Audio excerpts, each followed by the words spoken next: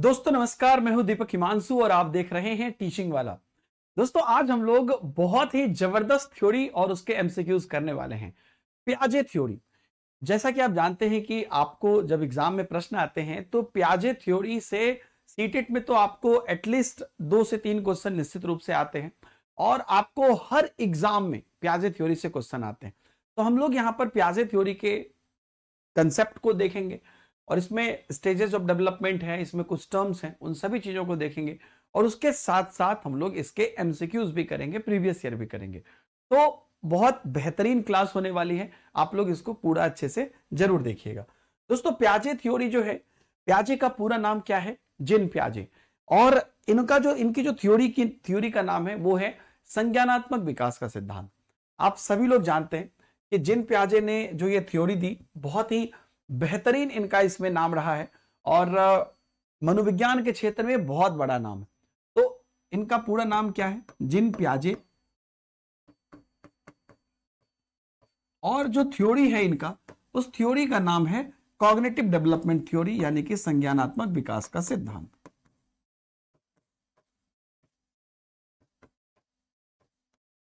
Cognitive development theory यानी कि संज्ञानात्मक विकास का सिद्धांत। अब देखिए इसका क्या मतलब है। कॉग्निटिव डेवलपमेंट थ्योरी, संज्ञानात्मक विकास का सिद्धांत। अब इसका क्या मतलब है कि हमारा जो मेंटल डेवलपमेंट होता है, हमारे अंदर जो ज्ञान आता है वो किस प्रकार से आता है, कैसे कैसे अलग अलग स्टेजेस में, अलग अलग उम्र में बच्चों में किस प्रकार से ये ज्ञान आती है, ये सब चीज जो है इस थ्योरी के अंतर्गत इन्होंने बताया। पियाजे का जो मेन फैक्टर है, इन्होंने क्या कहा था कि जो एज है ना, हमारा एज इंपॉर्टेंट है और एज के साथ साथ जो हम मोटर स्किल करते हैं, जो गामक क्रियाएं करते हैं, वो इंपॉर्टेंट होता है हमारे डेवलपमेंट में या हमारे कॉग्निटिव रूप से, ज्ञानात्मक रूप से आगे बढ़ने में। और इन्होंने संज्ञानात्मक विकास को हर प्रकार के विकास से जोड़ा है, तो उसमें कहीं कोई दिक्कत नहीं है। लेकिन बात यही है कि मोटर स्किल्स या ज्ञान या बुद्धि, इन सब से इन्होंने को प्रायोरिटी दी है, विचार को प्रायोरिटी दी है, सोच को प्रायोरिटी दी है। और इनका कहना है कि इन्हीं सब चीजों से हम अपने जीवन में अलग अलग प्रकार के कार्य करते हैं। इनका जो स्टेजेस ऑफ डेवलपमेंट रहा, इसमें इन्होंने 4 स्टेजेस में बच्चों के डेवलपमेंट को बांटा। अगर इनके चारों स्टेजेस की आप बात करते हैं तो सबसे पहला जो स्टेजेस इनका रहा, जिसको इन्होंने कहा संवेदी गामक अवस्था, यानी कि सेंसरी मोटर स्टेज। आप लोग जानते ही होंगे सेंसरी मोटर स्टेज को इन्होंने क्या कहा कि जो 0 से 2 साल की हमारी अवधि होती है, यह सेंसरी मोटर स्टेज में रहता है। फिर इसके बाद 2 to 7 को कहा, फिर 7 to 11 और फिर 12 to 18, 4 पार्ट में बांटा। तो जो दोस्तों इन्होंने सेंसरी मोटर स्टेज बताया, इसमें क्या कहा कि perceive the world through sense and actions, seeing, hearing, touching, speaking and receiving. Cognitive development begins with the use of baby sense and motion develops object permanence. अब यहां पर इन्होंने क्या कहा, देखिए कि जब भी कोई बच्चा जन्म लेता है तो जन्म के साथ तो उसके अंदर हर चीज नहीं रहती है, लेकिन शुरुआती दौर में 0 से 2 साल में बच्चा सिर्फ और सिर्फ अपनी इंद्रियों के माध्यम से, और जो ज्ञानेंद्रियां हैं, हमारी 5 ज्ञानेंद्रियां हैं, आंख, कान, नाक, जीभ, त्वचा, इन 5 ज्ञानेंद्रियां और विभिन्न जो हमारी इंद्रियां हैं, उनके माध्यम से और क्रियाओं के माध्यम से, जो एक्टिविटी कर रहा होता है बच्चा, उसके माध्यम से वो दुनिया को देखता है। देखकर, सुनकर, छूकर, बोलकर और प्राप्त करके चीजों को। संज्ञानात्मक विकास बच्चे की इंद्रियां और गति के उपयोग से शुरू होती है। आपको क्वेश्चन भी आता है कि कौन सा एज है जिसमें बच्चा सिर्फ इंद्रियों के माध्यम से सीखता है? तो 0 से 2, इसमें बच्चा इंद्रियों और उसकी गति के उपयोग के माध्यम से ही सीखता है, क्योंकि कोई चिंतन या कोई सोच इस समय पर डेवलप होती नहीं। और इस समय पर बच्चा जो है वस्तु स्थायित्व को प्राप्त करता है। वस्तु स्थायित्व किसको बोलते हैं? कोई भी ऑब्जेक्ट है, वो अगर हमारे सामने एक बार आया और हमने उसको देखा, अगर वो हमारे सामने से चला भी गया तो भी उस वस्तु का अस्तित्व है, इस बात को समझ जाना। तो बेसिकली क्या होता है, बच्चा जब जन्म लेता है तो शुरुआती दौर में ये क्षमता उसके अंतर्गत नहीं होती है। जैसे कोई चीज सामने है तो उसको लगता है सामने है, फिर चली गई तो फिर वो मतलब उसका एग्जिस्ट उसके दिमाग में नहीं रहता है। जैसे अभी आपके सामने से कोई चीज चला गया तो आपको पता है ना कि वो चीज है कहीं ना कहीं। तो ऑब्जेक्ट परमानेंस उसी को बोलते हैं कि ऑब्जेक्ट एग्जिस्ट करता है। तो ये 9 मंथ से जो है बच्चों में स्टार्ट होनी शुरू हो जाती है और ये आते आते आपको 24 मंथ लग जाता है, यानी कि 2 साल तक में बच्चा ये पूरे तरह से चीजों को समझ जाता है कि नहीं वो ऑब्जेक्ट एग्जिस्ट करता है और वो कहीं ना कहीं ऑब्जेक्ट परमानेंस यहां पर जो है वो महत्वपूर्ण है। और वस्तु स्थायित्व का गुण किसी भी इंसान में किसी 2 साल के अंतर्गत किसी बच्चे में आ जाती है और उसके बाद उसके एग्जिस्टेंस की समझ उसको होती है। तो 0 से 2 साल में बहुत ज्यादा चीजें आती नहीं है, बच्चा सिर्फ अनुकरण करता है, अनुकरण करके सीखता है और ये सारी चीजें आती है। उसके बाद बच्चा आता है दूसरे नंबर के स्टेज में, जिसको हम लोग बोलते हैं प्री ऑपरेशनल स्टेज, यानी कि पूर्व संक्रियात्मक अवस्था। अब पूर्व संक्रियात्मक अवस्था को हम लोग देखते हैं। अब बच्चा थोड़ा बड़ा हो रहा है, तो जिन प्याजे तो इंसान की समझ बुद्धि के इर्द गिर्द ही बात को घुमा रहे थे। तो इस एज में उन्होंने कहा कि learn to use language to represent object by pictures and words, classify object by a single feature, thinking is ego centred, has difficulty understanding the point of view of others, develop symbolic thinking। ये जो 4-5 line है ये इतनी बार exam में पूछा गया है, मैं आपको बता भी रहा हूं कि क्वेश्चन क्या है। तो कहते हैं कि चित्र और शब्द द्वारा वस्तु का प्रतिनिधित्व करने के लिए भाषा का उपयोग करना सीखता है। यही लाइन में 2 क्वेश्चन कई बार पूछा गया कि किस उम्र में बच्चा जो है चित्र शब्द या सिंबल का यूज से चीजों को सीखता है, तो 2 से 7 में। या कौन सी उम्र भाषा के विकास के लिए सबसे ज्यादा महत्वपूर्ण है, 2 से 7 साल। तो ये दोनों ही बहुत महत्वपूर्ण क्वेश्चन है कि किसी एकल सुविधा द्वारा वस्तु को वर्गीकृत करता है। सोच अहंकार केंद्रित है। अहंकार केंद्रित मतलब अपने बारे में ही बच्चा सोचता है, इसको मतलब दूसरे से मतलब नहीं है, इसलिए इसको हम लोग ईगोसेंट्रिक एज भी बोलते हैं। अहंकार केंद्रित मतलब वही ईगोसेंट्रिक, अहम केंद्रित जिसको आप लोग बोलते हैं, आत्म केंद्रित। तो दूसरे के दृष्टिकोण को समझने में कठिनाई होती है और प्रतीकात्मक सोच विकसित होता है। वही जो सिंबल्स इत्यादि से चीजों को समझता है तो प्रतीकात्मक सोच ऑटोमेटिकली विकसित होता है। तो ये कहीं ना कहीं पूर्व संक्रियात्मक अवस्था में बच्चों के गुण के अंतर्गत आते हैं। अब यहां पर देखिएगा बच्चा और बड़ा हो गया, बच्चा चल गया अब 7 से 11 साल में, जो कि आपका कंक्रीट ऑपरेशनल स्टेज। अब इस एज में क्या होता है, मूर्त संक्रियात्मक अवस्था में जो 7 से 11 साल होता है, इसमें बच्चा think logically about concrete event, perform concrete arithmetic operation, acquire consistency of number age 6 में, mass age 7 में, weight age 9 में, develops operational thinking।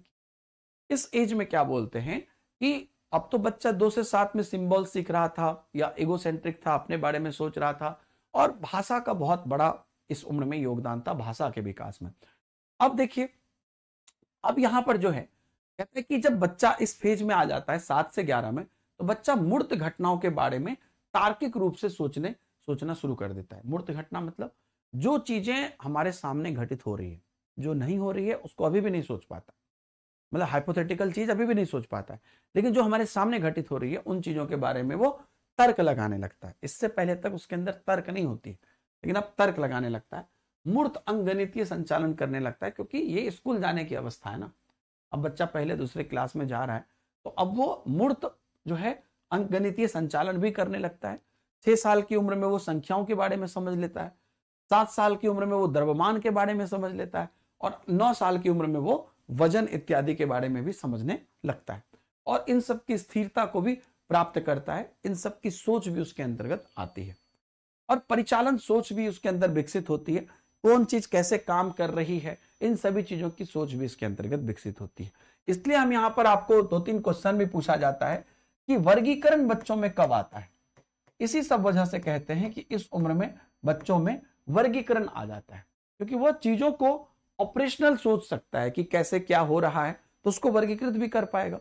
इसलिए इस उम्र में हम एक बात और बोलते हैं कि बच्चों में क्रमबद्धता आ जाती है, यानी कि जो सिक्वेंशियल सोच है, इसके बाद ये, इसके बाद ये, इसके बाद ये, इन सबको वो समझने लगता है, क्योंकि आयु, द्रव्यमान और वजन और परिचालन हर चीज को वो करने लगता है। तो 7 से 11 साल में बच्चों में ये सारी क्रियाएं जो है वर्गीकरण या क्रमबद्धता इत्यादि बच्चों में आने लगती है। अब इसके बाद लास्ट स्टेज आता है एब्स्ट्रैक्ट ऑपरेशनल स्टेज, 12 से 18 साल। यहां पर क्या बोलते हैं इसको कि ये अमूर्त संक्रियात्मक अवस्था है। अब क्या होता है, बच्चा हाइपोथेटिकल सोचने लगता है, मतलब कि जो चीज सामने नहीं है या भविष्य में है उसको भी विश्लेषण करने लगता है। जैसे कि अब आप आगे बढ़ के क्या बनोगे तो सोच के बताता है। जैसे बचपन में सब लोग बोलता था हम पायलट बनेंगे, हम ये बनेंगे।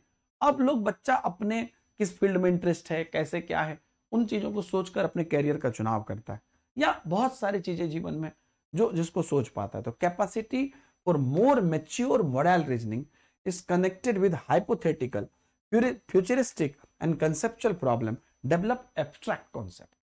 तो इस उम्र में बच्चा बहुत अधिक परिपक्व हो जाता है, नैतिक तर्क करने लगता है, काल्पनिक सोच रखने लगता है, भविष्य और वैचारिक समस्याओं से वह चिंतित होता है और वह अमूर्त अवधारणा विकसित कर लेता है। इसलिए हम लोग बोलते भी हैं, खूब क्वेश्चन आता है कि जो परिकल्पित निगमनात्मक तर्क है वो इस उम्र में आ जाती है।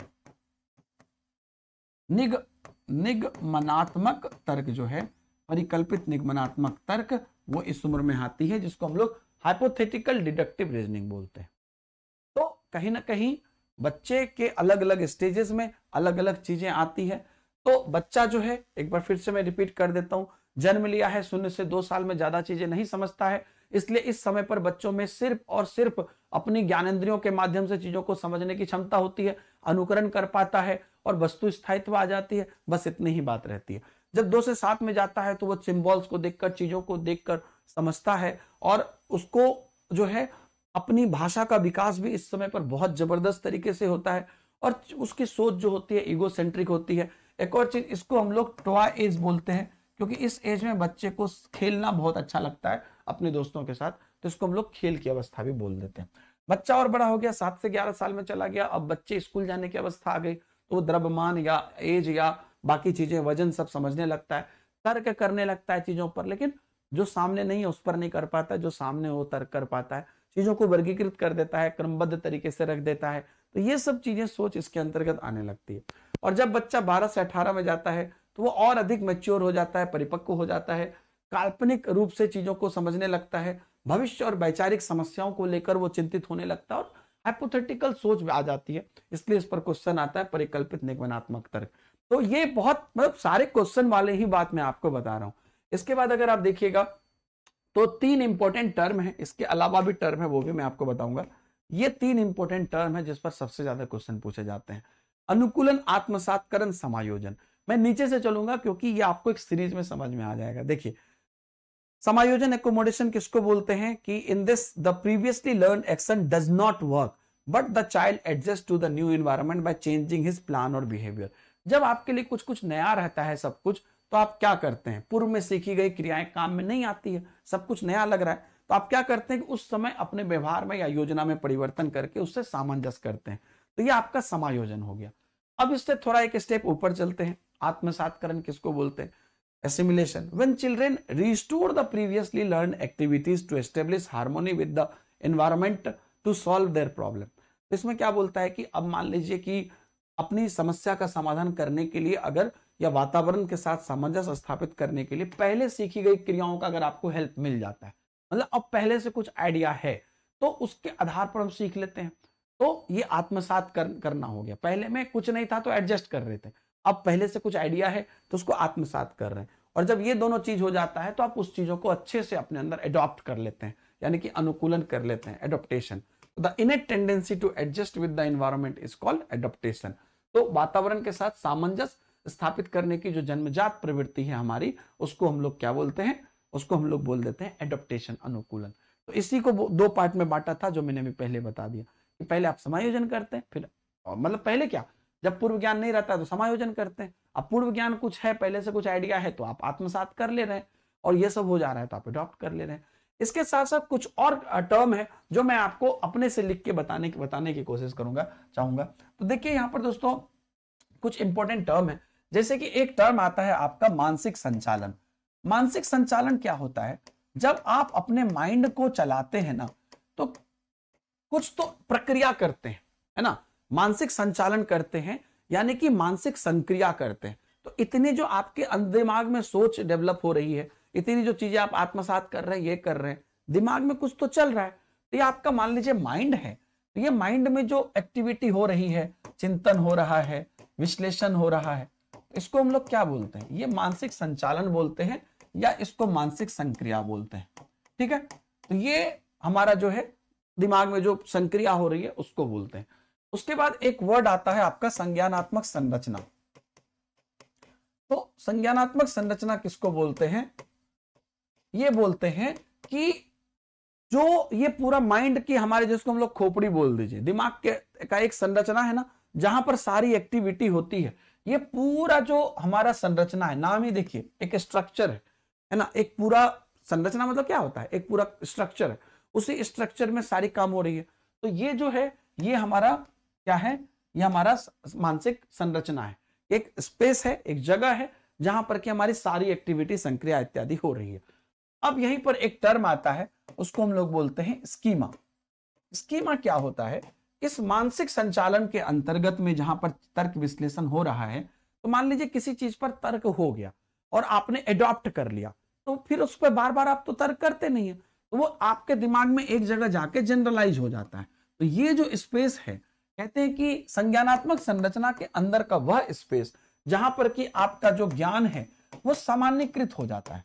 तो सामान्यकृत मतलब जो लोग नहीं समझते हैं, जनरलाइज मतलब ये समझ लीजिए कि उसी जगह पर आपकी जितनी भी आपने एक्टिविटी की वो सब करके वहां पर वो जाके फिक्स हो गया। अब मतलब उसको फिर से चिंतन करने की जरूरत नहीं है, वो ज्ञान आपका आ गया, आप उसमें एक्सपर्ट बन चुके हैं। तो जब बन चुके हैं तो फिर वो आपका स्कीमा में आ जाता है। जैसे आप खाना पीना बना लिया, उसको एक जगह रख दिया, पहले चार चीज चार जगह था, लेकिन जब कढ़ाई में बना लिया तो उसको एक जगह साइड में रख दिया, तब वो बन चुका है। तो आपके दिमाग में भी जब चीजें हो जाती है तो सामान्यकृत हो जाता है, एक जगह रह जाता है। उसके अंदर एक और टर्म आता है आपको, उसको बोलते हैं हम लोग स्कीम्स। स्कीम्स क्या बोलते हैं? योजना या प्लानिंग, यानी कि इतने जो आप कार्य कर रहे हैं, कुछ तो योजना कुछ प्लानिंग के बेसिस पे कर रहे हैं, तो उसको हम लोग इसके अंतर्गत रखते हैं कि जो योजना है, जो प्लानिंग है, किस प्रकार से हो रही है, किस बेसिस पर आप चिंतन कर रहे हैं, कुछ तो उसका बेस होगा, उस चीज को हम लोग स्कीम से बोलते हैं। एक और टर्म आता है जिसको हम लोग बोलते हैं साम्य धारण। साम्य धारण मतलब क्या होता है कि जो इससे पहले हमने देखा था ना कि हम आत्मसात्करण करते हैं और लेकिन उससे पहले हमको समायोजन करना पड़ता है, तो यही बोलते हैं कि समायोजन और आत्मसात्करण को बैलेंस करता है। क्योंकि आप एक बात ध्यान से सोचिएगा तो आपको समझ में आएगा कि यार पहले से जो नहीं पता था वो काम कर रहे हैं, अब फिर कल को पहले से कुछ चीज पता चल गया वो काम कर रहे थे, इसके बीच में बैलेंस होगा ना। मान लीजिए कोई एक चीज है जो आज हमको नहीं पता है तो मेरे लिए नया है, लेकिन जब हम आज नया था तो जीवन भर नया नहीं रहेगा। भविष्य में जब वो चीज हम सीख जाएंगे, थोड़ा बहुत जानेंगे, पूर्व ज्ञान के बेसिस पर उस पर काम करने लगेंगे तो आत्मसात्करण हो जाएगा। तो ये कुछ तो हमने बैलेंस किया है ना, अपने ज्ञान को, अपने नॉलेज को, अब कुछ तो सामान्यकृत किया जिसकी वजह से मैं सीख पाया। तो उसको जो बैलेंसिंग होता है हमारे माइंड में, आज नहीं जानते हैं कल जान गए, इसके बीच में जो बैलेंसिंग है उसको साम्य धारण बोलते हैं। तो ये सब टर्म यहां पर दोस्तों कुछ कुछ आते हैं और बहुत प्रैक्टिकल ढंग से मैंने समझाने की कोशिश की है। मुझे पता है इस चीज को थ्योरेटिकली लोग नहीं समझ पाएंगे, इसलिए अब देखिए यहां पर क्या कह रहा है। क्वेश्चन देखिए, क्वेश्चन को देख के समझना है और कुछ चीजें जो क्वेश्चन देख के ही पता चलता है वो भी अभी आपको समझ में आ जाएगा। तो देख लीजिए, अकॉर्डिंग टू जीन पियाजे which of the following are children able to do in the pre operational stage. तो कह रहा है कि जीन पियाजे के अनुसार पूर्व संक्रियात्मक चरण में बच्चा क्या कर पाता है। अब देखिए, इनवर्स थिंकिंग, प्रतिलोमिक चिंतन, किसी चीज के रिवर्स को भी सोच लेना, ये पूर्व संक्रियात्मक में नहीं कर पाता है।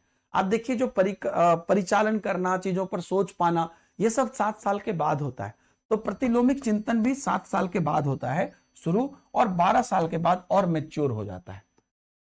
प्रतीकात्मक खेल जो है सिंबॉलिक गेम है, हाँ ये बात आप मान सकते हैं कि जो सिंबल्स है, प्रतीक है, इन चीजों पर बच्चा उस समय पर खेलने लगता है जो चित्रों के माध्यम से या विभिन्न प्रकार के तथ्यों के माध्यम से वो सीख पाता है।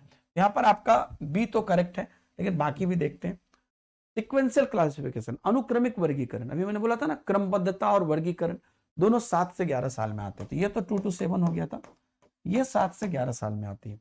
संरक्षण मतलब कोई भी चीज संरक्षित है, इसका मतलब क्या हुआ कि अगर मान लीजिए कि हम आज किसी चीज को, जैसे बैलून है, बैलून अभी बंद है, उसको फुला दिए, लेकिन बैलून में उतना ही मात्रा है जितना पहले थी, बस हवा बढ़ा है। ये चीज हम लोग 7 साल के बाद समझ पाते हैं। 2 से 7 साल में लगता है कि बैलून तो बहुत ज्यादा हो गया, पहले कम था, लेकिन बाद में समझते हैं कि उसका एक्चुअल जो वेट है, द्रव्यमान है, वो उतना ही है। तो ये संरक्षण का गुण भी जो है 7 से 11 साल में आता है।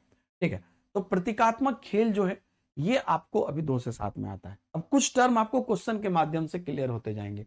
दोस्तों ये जो आपका 30 मिनट है ना, जो मैं आपसे ले रहा हूं, ये कितना इंपॉर्टेंट है आप अंदाजा नहीं लगा सकते, क्योंकि इसके अंतर्गत आपको वो सारी चीजें हो रही है जो आप 5 घंटा 6 घंटा देके कंप्लीट करते हैं। अगला क्वेश्चन देखिए, a young girl is capable of symbolic play but does not yet understand the others person point of view and may get easily upset due to outside event. Which of these stays suggested by Jean Piaget best describe the present level of this child? तो क्या कह रहा है कि एक छोटी बालिका प्रतीकात्मक खेल तो कर पाती है, लेकिन अभी दूसरे व्यक्ति का दृष्टिकोण नहीं समझ पाती है, और वह अपनी पकड़ से बाहर की घटनाओं की वजह से आसानी से परेशान भी हो जाती है। तो बच्चा किस स्टेज में? देखिए बहुत सिंपल है, कौन सा खेल खेल पा रहा है बच्चा? प्रतीकात्मक खेल खेल पा रहा है। यहीं से आपको हिंट मिल गया कि वो सिंबॉलिक हो रहा है, तो चित्र इत्यादि से समझ रहा है, तो 2 से 7 में तो चला गया है, लेकिन उसके आगे नहीं जा सका है क्योंकि वह किसी भी दृष्टिकोण नहीं समझ पाती। उसके लिए आपको मूर्त संक्रियात्मक में जाना पड़ेगा, चीजों को देखना पड़ेगा, क्योंकि इसके डेफिनेशन में ही है कि अभी बच्चा दूसरों के हिसाब से नहीं सोचता है, सिर्फ अपने हिसाब से सोचता है। ये आपका पूर्व संक्रियात्मक अवस्था। एक बार रिवाइज कर लीजिए, संवेदी गामक 0 to 2, पूर्व संक्रियात्मक 2 to 7, मूर्त संक्रियात्मक 7 to 11 ईयर्स, और औपचारिक संक्रियात्मक 12 to 18 ईयर्स। ये सारे आपके ईयर्स हैं। तो 2 to 7 ईयर्स जो है ये आपका यहां पर मेन हो गया, जो पूर्व संक्रियात्मक के अंतर्गत। अब इसके बाद देखिए थर्ड क्वेश्चन कि which cognitive abilities comes under the pre operational stage, यानी कि पूर्व संक्रियात्मक अवस्था में कौन सी संज्ञानात्मक क्षमता आती है। तो पूर्व संक्रियात्मक अवस्था पे देखिए क्वेश्चन चल रहा है, अभी ये क्वेश्चन में पूर्व संक्रियात्मक है, तो लेकिन आपको हर ऑप्शन में कोई ना कोई अवस्था है, तो वो भी बता दे रहा हूं। कैपेसिटी ऑफ एब्स्ट्रैक्ट थिंकिंग ये कब आती है दोस्तों? ये आती है आपको अमूर्त संक्रियात्मक अवस्था में 12 से 18 में। ये अपने आप में एक क्वेश्चन है। Capacity of goal direction behaviour, लक्ष्य निर्देशित व्यवहार करना, ये कब आता है? क्या ये पूर्व संक्रियात्मक में आ पाएगा कि कोई भी चीज हमारा लक्ष्य है उस पर हम काम कर रहे हैं? हाँ, आप सोचेगा अरे सर अभी कैसे जीवन के गोल को समझ पाएगा? जीवन के गोल की बात नहीं हो रही है, कोई भी मन में चीज आया वो कर लेना, तो वो चीज इस समय पर वो कर लेगा, क्योंकि लक्ष्य मतलब कोई बड़ा लक्ष्य थोड़ी होता है। मान लीजिए कोई सामान वहां रखा है, वो प्राप्त करना है तो प्राप्त कर लेगा, या अपना कोई चीज मन में आ गया उस चीज को करना है तो वो उसका लक्ष्य हो गया, तो उसको वो निर्देशित कर लेगा। तो ये यहाँ पर 2 to 7 में हो जाएगा। बाकी अगर आप देखिएगा दूसरों का नजरिया लेने की क्षमता, ये तो अभी आएगी नहीं, सीधा सीधा थ्योरी में मैंने लिखा है, ये सिलेबस 7 to 11 ईयर्स में आ जाती है। परिकल्पित निगमनात्मक सोच अभी मैंने बताया था 12 से 18 साल में। दोस्तों ये सारे प्रीवियस ईयर है, और आप देख पा रहे हैं कि इतना जो 3 पेज की थ्योरी है उसमें से ही आपको सारे क्वेश्चन आ रहे हैं। तो ये आपका 12 to 18 ईयर्स में आ गया। ये चारों अपने आप में क्वेश्चन है, पिछले के स्लाइड में भी सभी अपने आप में एक प्रश्न है। तो आप इस चीज को मैं उम्मीद करता हूं कि आप ध्यान से समझ रहे हैं। तो अभी हमारा कौन सा हो गया? 2 से 7। किसी को अगर कंफ्यूजन है लक्ष्य निर्देशित में तो ध्यान रखिएगा कि यहाँ पे लक्ष्य में ये थोड़ी बोल रहा है कि जीवन के लक्ष्य, लक्ष्य मतलब सिंपल सा है कि आप यहाँ पर जो है अपना कोई भी मन में आया उस कार्य को आप कर पा रहे हैं, ये लक्ष्य निर्देशित व्यवहार हो गया। अगला क्वेश्चन देखिए, अकॉर्डिंग टू पियाजे it is very important for a teacher to be dash and dash. पियाजे के अनुसार एक शिक्षक को कैसा होना चाहिए? देखिए सिंपल सी बात है, आप खुद दिमाग लगाइए। एक टीचर कब बच्चे को अच्छे से सिखा पाएगा? जब शिक्षक खुद उस वे में सोच का होगा, या बच्चे को सबको लेके चलने वाला होगा। तो स्ट्रक्चर्ड होगा, संरचित होगा, अच्छी बात है, लेकिन रिजिड होगा। एक रिजिड टीचर कभी भी अच्छे से नहीं सिखा सकता है। मोबाइल यानी कि गतिशील होगा, बिल्कुल अच्छे से सिखा पाएगा। फ्लेक्सिबल होगा, लचीला होगा, जब भी जरूरत पड़े जिस प्रकार से वैसा करेगा तो बिल्कुल अच्छा सिखा पाएगा, क्योंकि बच्चे में बहुत प्रकार की भिन्नताएं होती है। एम्पैथेटिक होगा, सहानुभूतिपूर्ण होगा। देखिए मैंने पहले भी बोला आपको कि बच्चों को सहानुभूति हमको दिखानी नहीं होती है, बच्चों के प्रति हमको जो उनको उचित व्यवहार है वो करना होता है। सहानुभूति जब आप किसी के प्रति दिखाते हैं तो सामने वाला कमजोर हो जाता है, बस आपको मन में रखनी है, वो दिखानी नहीं है। और पारदर्शी, तो पारदर्शी होना भी ठीक है, लेकिन ये इतना बढ़िया तो है ही नहीं, एक तो ऐसे भी गलत हो गया इसमें। यांत्रिक मशीन जैसा काम करे, और व्यवहारवादी हो, व्यवहार पे काम करे। ये आपको आगे चल के थ्योरी में पता चलेगा कि व्यवहारवादी हर जगह अच्छा नहीं होता है। व्यवहारवादी मतलब सिर्फ कर करके ही सीखना, मतलब बार बार गलती करो सीखो। तो प्याजे का ये नहीं कहना है, प्याजे खुद संज्ञानवादी हैं, उनका कहना है कि दिमाग लगा के सीखो। तो ये तो ऐसे भी गलत हो गया। सबसे बेस्ट आंसर यहाँ पर हमारा बी हुआ, क्योंकि इसी में टीचर गतिशील है और लचीला है, तो बच्चे को अच्छे से सिखा पाएगा। आगे देखिए, इन जीन पियाजे theory in what context serialization used, यानी कि आपको पूछ रहा है कि किस चीज पर जो है क्रमबद्धता का यूज होता है। अच्छा, आप तो जानते हैं कि बच्चा जब 2 से 7 साल में रहता है तभी क्रमबद्धता नहीं कर पाता है, उसके बाद जब 7 से 11 में आता है तो वो क्रमबद्धता कर पाता है। मैंने आपको बताया भी था कि कैसे वो लंबाई को, वजन को 6, 7, 8, 9 साल तक में इन सभी चीजों को समझ लेता है। तो क्रमबद्धता का मतलब क्या है कि चीजों को एक क्रम में किसी आधार पर, किसी पैटर्न पर बांटना।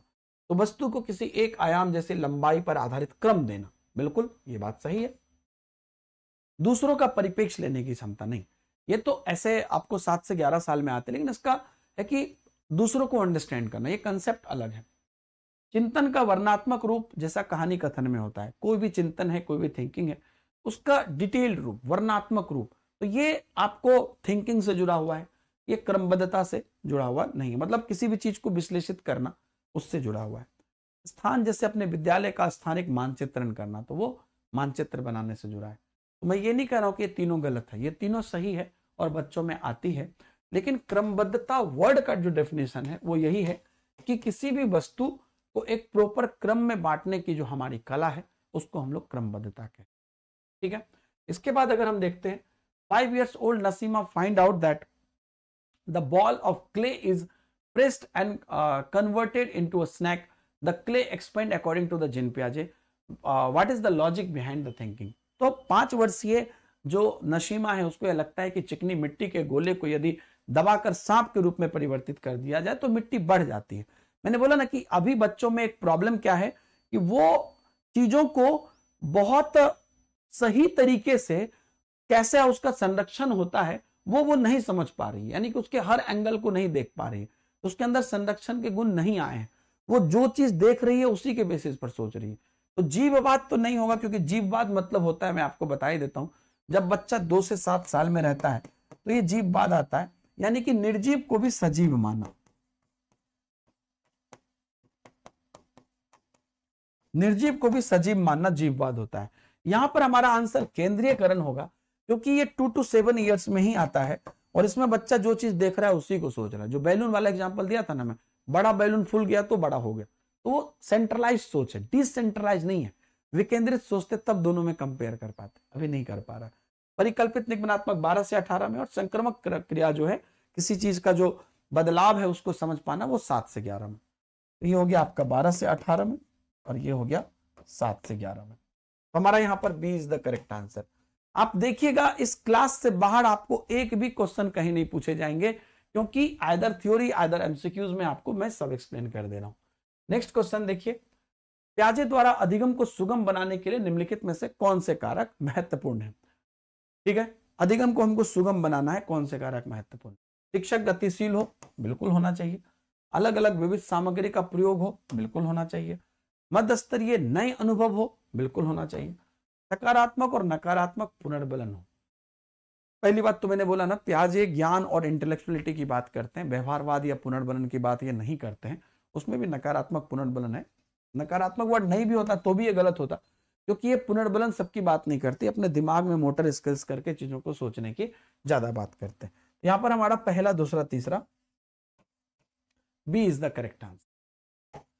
ठीक है, तो 2 तरह के लोग होते हैं, एक व्यवहारवादी, एक संज्ञानवादी। जिन प्याजे संज्ञानवादी हैं और बाकी बहुत सारे लोग जो है व्यवहारवादी हैं। ठीक है, इसके बाद अब देखिए, at what level do children have an animistic view of the world around them and believe in it, that trees and plants and moving cloud and rolling stone can have intentions and intentions। किस स्तर पर बच्चे को अपने आसपास की दुनिया के बारे में एक जीववादी दृष्टिकोण होता है? अभी जस्ट मैंने बोला ना, एक जीववादी दृष्टिकोण होता है कि जो निर्जीव है वो भी सजीव होता है। मतलब पेड़ पौधे और चलते हुए बादल, लुढ़कते पत्थर की मनसाई इरादे हो सकते हैं। ट्रेन पे चल रहे हैं तो पता चल रहा है कि पैर पीछे जा रहे हैं। तो ऐसी चीजें, तो ये संवेदी चालक में नहीं होता है 0 to 2 में, आप सभी लोग जानते हैं ये 2 to 7 में होता है। अभी मैंने जीववाद के बारे में आपको पढ़ाया। जीववाद कब होता है? 2 to 7 ईयर्स में जब बच्चा रहता है तब उनको जीववाद की सोच आती है। At what stage do children develop an understanding of object permanence but fail to understand that action and are changeable and their decisions depends on the way things are now? तो यहां पर क्या बोल रहा है कि किस अवस्था में वस्तु स्थायित्व तो बना लिया, लेकिन यह नहीं समझ पा रहा है कि चीजें में परिवर्तन हो रहा है और मौजूदा दिखावट पर जो है, जो दिख रहा है वही उसको पता चल रहा है।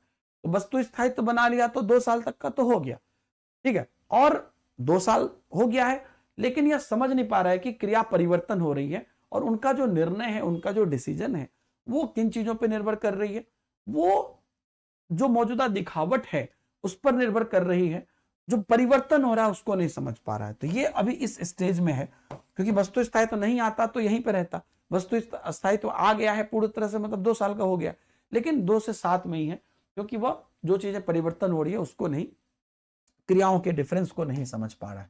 यहां पर हमारा B is the best answer. इसके बाद देखिए, पूर्व संक्रियात्मक अवस्था के बच्चों के लिए शिक्षक को क्या करना चाहिए प्री ऑपरेशनल स्टेज में? अगर आप देखिएगा तो क्या बच्चे को हमें मूर्त साधन की बहुत सारे दृश्य सामग्री का प्रयोग करना चाहिए? देखिए, पूर्व संक्रियात्मक में अगर यहाँ पर बच्चा है तो जो चीजें सामने रहेगा वही देख के बच्चा कर पाएगा। आपके दिमाग में आएगा सर मूर्त तो 7 से 11 में आता है। मूर्त सोच की बात नहीं हो रही है, सामग्री की बात हो रही है। अगर मैं आपको रिमोट के बारे में पढ़ाना चाहता हूं, जैसे मैं दिखाऊं, देखो ये रिमोट है, मतलब सॉरी क्या कहते हैं, माउस है, ये रिमोट है, ऐसा दिखा दिखा के पढ़ाना, तो ये चीज बच्चा चीजों को देखकर अच्छे से इस समय पर समझ पाता है, क्योंकि बाकी सोच उसकी उतनी नहीं होती। जटिल पदानुक्रमित संबंध तो समझ ही नहीं पाएगा, अमूर्त समस्याओं पर काम देंगे तो वो भी नहीं समझ पाएगा, परिकल्पित सोच ये भी नहीं समझ पाएगा, सब 12 से 18 में आता है। तो बेसिकली यहाँ पर 2 से 7 में बच्चे का ए ऑप्शन ही है, जिसमें कोई चीज दिखाकर हम बच्चे को समझ सकते हैं। यहाँ पे बहुत लोग कंफ्यूज हो जाते हैं कि सर यहाँ तो मूर्त 7 से 11 में आता है। अरे मूर्त सोच 7 से 11 में आता है, मूर्त संसाधन मतलब कोई खिलौना, कोई चीज से बताना, तो वो 2 से 7 में आ जाता है। नेक्स्ट क्वेश्चन क्या कहता है कि किस अवस्था में प्रतीकात्मक खेल जो है बच्चा करता है? आप सभी लोग जानते हैं कि जो 2 to 7 है पूर्व बाल्यावस्था, जिसको प्रारंभिक बाल्यावस्था भी कहते हैं, इस एज में करता है। आप मूर्त संक्रियात्मक अवस्था को मध्य बाल्यावस्था भी कहते हैं, ये भी एक आप ध्यान रखिएगा। किशोरावस्था को, वही अमूर्त संक्रियात्मक को किशोरावस्था भी बोलते हैं, और संवेदी पेशियों को शैशवावस्था भी बोलते हैं। ये इसके अलग अलग नाम है। तो प्रतीकात्मक खेल पूर्व संक्रियात्मक में आता है, तो आप सब लोग जानते हैं 2 to 7 ईयर्स में ये आ गया आपका B is the correct answer.